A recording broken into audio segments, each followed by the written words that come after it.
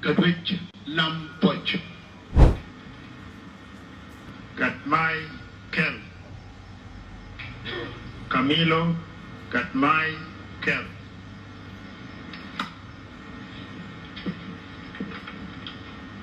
Riek Machar Taindurgun. Well, the Machar trial has taken a twist. A witness has pointed out that Kang Makana is the alleged killer of General Major Dak. Well, the problem is that Kang Makana is nowhere to be found.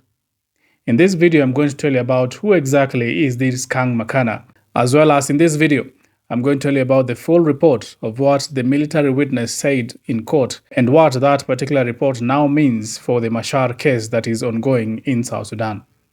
Well, this is Bonafide. If you haven't subscribed, kindly subscribe and hit the notification button so that when I release something new on South Sudan, you get notified as soon as possible. Well, there is a plot twist in the Machar case. Right now, the direction or all the focus is in a new name, Kang Makana, the person who allegedly led to the loss of life of Major Dak, the commander of the South Sudanese Defense Forces that lost his life earlier this year in March during that attack in Nasir. Major Peter Malwal Deng, a South Sudanese Defense Forces officer and a member of a joint military investigation committee, told the court at his 24th session that the South Sudanese Defense Forces commander in Nasir, Major General David Major Dak, was killed during an attack led by Kang Makana as the leader of the White Army and a member of Machar SPLA-IO. According to his words, he said that, and I quote, "We discovered that the late David Major Dak was killed by Kang Makana.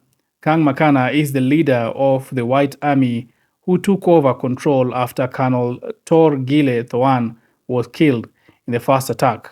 End of quote. Those are the words of Peter Malwal, who said these words under oath. And perhaps something that was also very interesting and of great concern was the fact that Peter Malwal noted that there were assurances not only from the presidency but also from Riek Machar that before this particular operation happened that all will be good, that the United Nations troops alongside the South Sudanese Defense Forces troops will be safe if they go to Nasir to conduct their operation.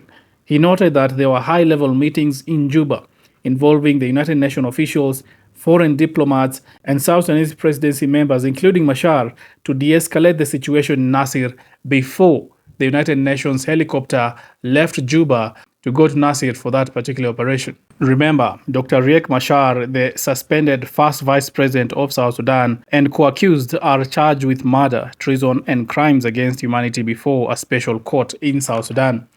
And this is led by a panel of 3 judges.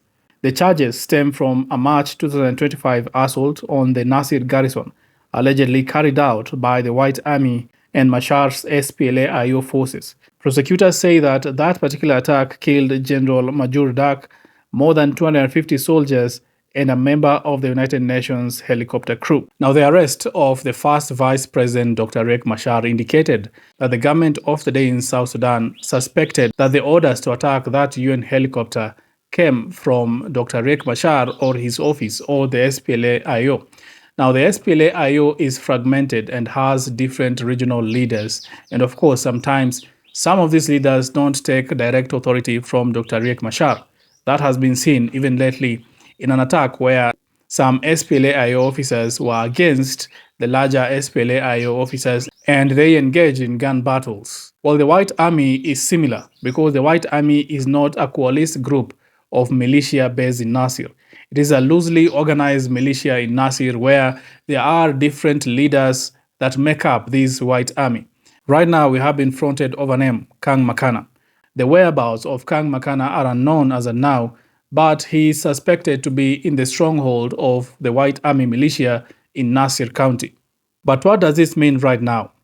So if Kang Makana is credibly linked to Majur's death, it shifts part of the responsibility from Machar or his forces to a militia leader, which could well affect how culpability is distributed in the context of alleged SPLA-IO or White Army coordination. Because for Dr. Riek Machar to be charged of this particular crime, he has to be directly linked to the orders that came from him to the attack that happened in Nasir County. And of course, that link has to be channeled up.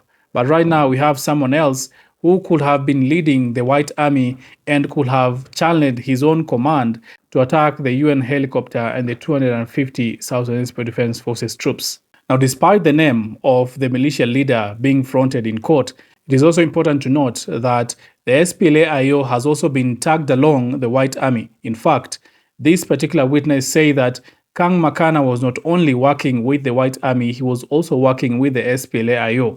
That is where the channel with Riek Machar now comes in.